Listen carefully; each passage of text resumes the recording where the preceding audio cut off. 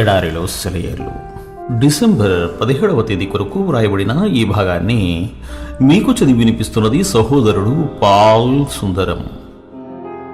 సమాధానకర్తయగు దేవుడే మిమ్మును సంపూర్ణముగా పరిశుద్ధపరచునుగాక. మీ ఆత్మయు జీవమును శరీరమును మన ప్రభువైన యేసుక్రీస్తు రాకడయందు నిందారహితముగాను సంపూర్ణముగాను ఉన్నట్టు కాపాడబడునుగాక.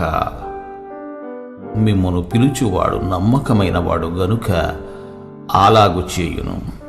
తెసలోనియులకు రాసిన మొదటి లేఖ 5వ అధ్యాయము 23-24 వచనముల సమాహారము. పరిశుద్ధత లేకుండా ఎవడును దేవుని చూడలేడు అని ఎప్పటి నుంచో నా అభిప్రాయం.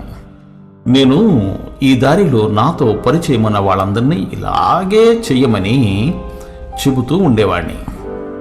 దాదాపు 10 ఏళ్ల తర్వాత అంతకు ముందెన్నడూ లేనంత సూక్ష్మ దృష్టిని దేవుడు నాకు అనుగ్రహించి పరిశుద్ధతను పొందే మార్గాన్ని చూపించాడు. అదేమిటంటే దైవకుమారుని మీద విశ్వాసం ఉంచడం.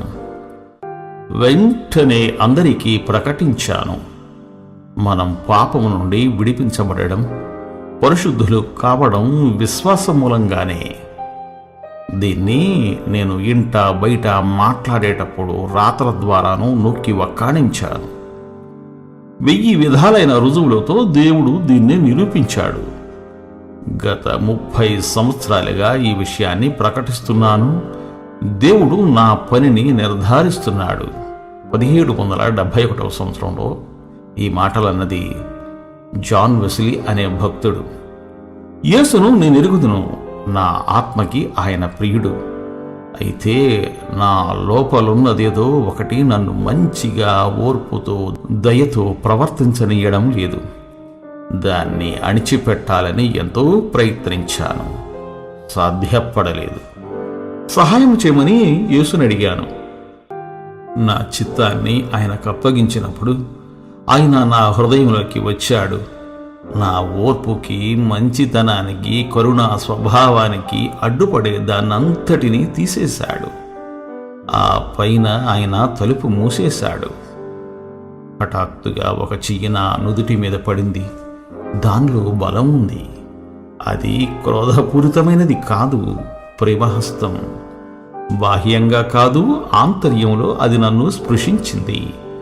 నా వ్యక్తిత్వానంతటినీ ఆక్రమించింది. పరిశుద్ధమైన పాప వినాశకాగ్నిలా నాలో వ్యాపించింది. అది నాలోని అణువణువులోకి పాకుతూ ఉంటే నా మస్తిష్కం, నా హృదయం కూడా శుభ్రపరిచే ఆసన్నిధి శక్తితో నిండాయి. దాని ప్రభావానికి లోనై నేను నేల మీద పడిపోయి పట్టరాని ఆనందంతో బిగ్గరగా కేక వేశాను. ఆ హస్తం మహాశక్తితో నాలో కదులుతూనే ఉంది. కదిలిన చోటెల్లా రక్షకుని మహిమా స్వరూపాన్ని నాలో చిత్రిస్తున్నది. కొద్ది నిమిషాల్లో దేవుని ప్రేమసాగరం నన్ను ముంచేసింది. దాని పొంగులు, కెరటాలు నా మీదుగా పొర్లిపారాయి. పరిశుద్ధత గురించి నా అభిప్రాయాలు రాద్దామని కూర్చున్నాను. పరిశుద్ధత అంటే ఒక మధురమైన, ఆహ్లాదకరమైన, మృదు గంభీరమైన ఒక ప్రవృత్తి. అది మాటల్లో వర్ణించలేని పవిత్రతను, ప్రకాశాన్ని, శాంతిని, ఆత్మ సౌందర్యాన్ని తెస్తుంది. మనస్సుని దేవుని తోటగా చేస్తుంది. దానిలో అన్ని రకాల పుష్పాలు, ఫలాలు చూపులకి ఇంపుగా గలిబిలి లేకుండా ప్రశాంతంగా జీవమిచ్చే సూర్యకాంతిలో వలలాడుతూ ఉంటాయి. ఆపలేని ప్రేమధారలు అంతరంగంలో ప్రవహించాయి. ఆలోచన, అనుభూతి ఇప్పుడు ఎల్లప్పుడూ ప్రశాంతంగా ఉన్నాయి.